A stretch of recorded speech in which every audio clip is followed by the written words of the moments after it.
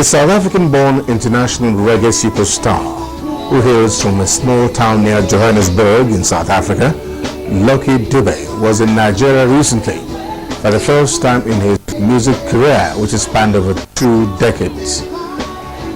Considered an enigma and an introvert by many people, Lucky Philip Dube's genre of reggae music is simply in a class of its own. Lucky Dube comes across as a thorough musician who does not just release an album for the sake of it. Lucky Dube's works dig deep into philosophy and the dynamics of music while satisfying the musical taste of his fans. Indeed, it can safely be said that Lucky Dube has measured up quite creditably in trying to fill the vacuum created by the demise of Bob Marley and Peter Tosh. On stage, Lucky Dube's dexterity is simply beyond comprehension, as he keeps everyone totally hooked to his music for as long as it lasts. This is evident at the UJSWNS Stadium, Calabar, where over 80,000 fans watched Lucky Dube perform during Christmas. One would have thought that an artist who perpetually gets energetic, wild and ecstatic on stage would be on some form of stimulants. Here is Lucky Dube reacting to this. Most people believe that maybe once you get on stage or before you go on stage, you got to smoke some ganja or you got to drink some alcohol just to get like a start or something, but that's not how we work. It's the people and the music that inspire us. We enjoy what we do, we love what we do. Sometimes I wish I could get off the stage and be in the crowd at the same time watching myself on stage. I don't know how, but we just love what we do, so that's an inspiration enough for us. How come the crowd flowed with all his music, which they sang along with him word for word? Songs like Together as One, Slave, Raggae, Strong, Oh My Son, Remember Me, House of Exile, One People, Back to My Roots, Crime and Corruption, and so on. Lucky Dube said before embarking on the playing tour of Nigeria, he did a research of how popular he was in Nigeria, and Calabar particularly, and his findings were extremely overwhelming. And to further buttress this, he gets strings of emails from different parts of Nigeria almost on a daily basis, confirming his rating among them. People here love the music, so we're going to be playing music as the people know it from the past. It's going to be difficult though, because yes, people wanted to have us here for years, and it's going to be difficult to play everything that they've heard. Through our fan club office, yes, we know that the people here love the music. A very close look at Lucky Dube's act on stage reminds one of the typical Bob Marley. Is Lucky Dube fashioning out his music towards Bob Marley? And why would he be wearing a t-shirt with Bob Marley's inscription on it, and not one with that of Lucky Dube on it?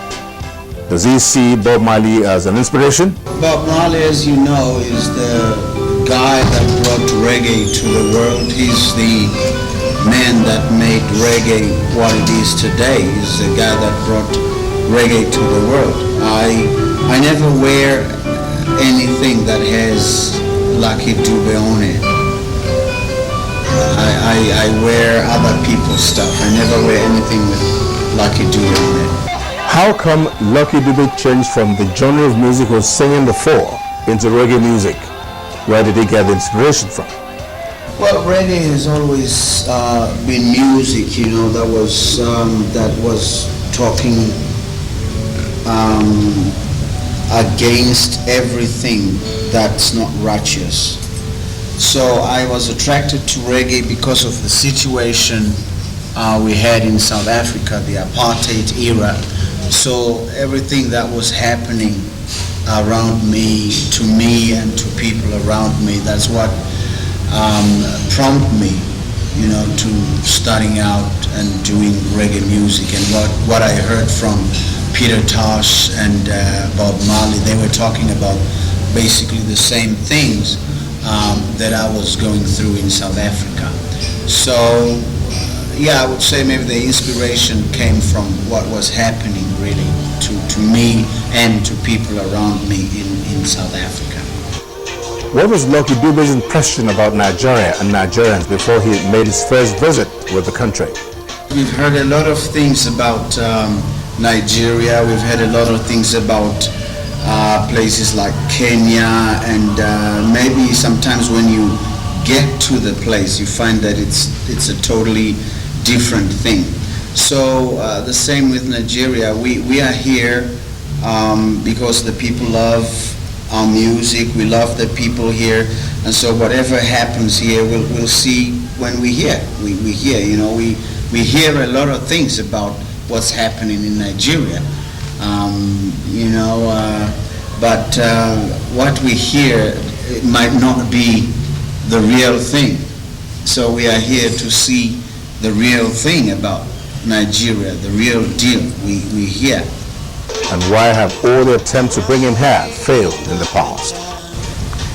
A lot of reasons. First of all, sometimes you find that the guy would say, I'll send tickets next week. Next week comes and passes, no tickets. Or he tells you, he gives you a one-way ticket. He says, come here, you'll get your return ticket when you get here. That's just not how we work. That's just not how it is. You tell him, give him your requirements, your sound requirements, and he says, he sends you something different, something that you can't work with, Or it's just, some of them would say, put up posters and take money from people, say that we are coming, and yet maybe we don't even know anything about it. Gee, it happens all the time, every year. You would find that there's a show in Botswana that we don't know of, and the promoter just gets people to pay, takes the money, and next thing we don't show up because we don't know about it. It happened many times like here. With Nigeria, there's a lot of loyal fans here that would write to us, phone us at the office. I heard you come in here. What's the deal? Is it true? What's happening? And things like that. But there's been quite a few attempts. The main reason why Lucky Dube was invited to Nigeria by the Cross River State government during the Christmas season was to perform at an HIV/AIDS charity concert in order to create awareness amongst Nigerians that AIDS indeed is real, and for them to take precautions against it.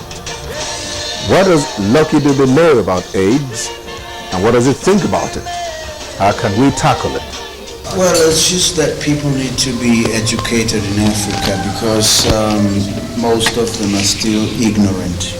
They say AIDS doesn't exist. They say, sometimes they would say the word AIDS stands for America against what sex or something like that. They think it's just, America's idea to discourage sex. That's what they say AIDS stand for.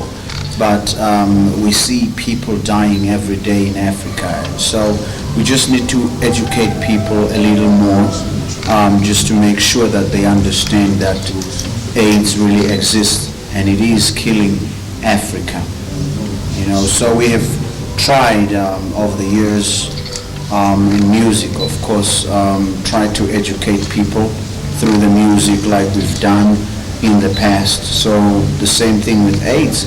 We have spoken about it in some songs, just trying to make people aware, trying to educate people about it. Are there any plans in the can by Lucky Dube and some other African artists of like minds to do a special album which could be sold to generate funds, or a fundraiser to help raise sufficient funds for the upkeep of AIDS victims, majority of whom live in Africa, bearing in mind the efforts triggered off by Michael Jackson and other world-class artists some time ago, which was a huge success?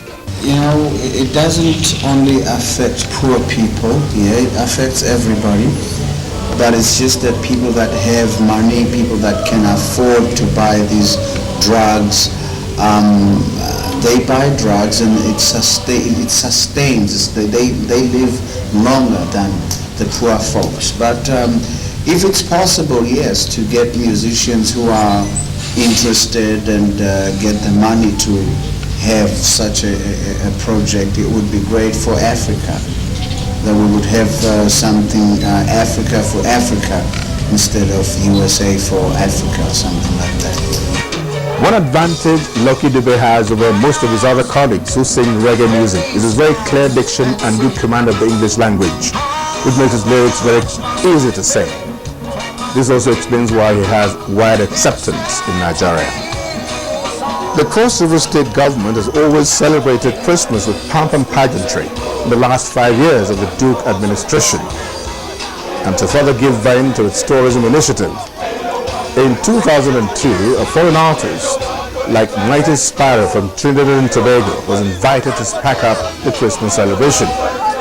How was Governor Donald Duke able to spin off the magic of getting Lucky Dube to Nigeria for the first time after all has failed? We asked him to come. He wanted his payment. We paid him. He came. No, seriously speaking, what did you go through? Because the man confessed in the 20 years he's been singing, there have been attempts by Nigerians to bring him here. All hasn't worked, but yours did. That's the Donald magic. And it's very difficult to explain magic. No, but really, we put a phone call through to his promoter, his manager. There was skepticism on the other end and all that. But I think Cross River has quite a great reputation in South Africa. He made inquiries and he said, if you're going to go anywhere, go to Cross River. He took that a bit seriously. We did all the negotiations. We kept our part of the bargain up front as the dates at which we would do that. Unfortunately, we have such a sad reputation outside here. And so whatever I do, I want to ensure that we keep our credibility. And he was here. He was very, very grateful and very happy that he came. And you saw that show. That was a great show. That was a great show. One of the greatest shows in Nigeria. It was a great show. I have ever witnessed myself. It was a great show. Everybody had fun, enjoyed themselves, no incidents at all. I believe there were about 100,000 people at that concert. So it's also one of the largest concerts in Nigeria.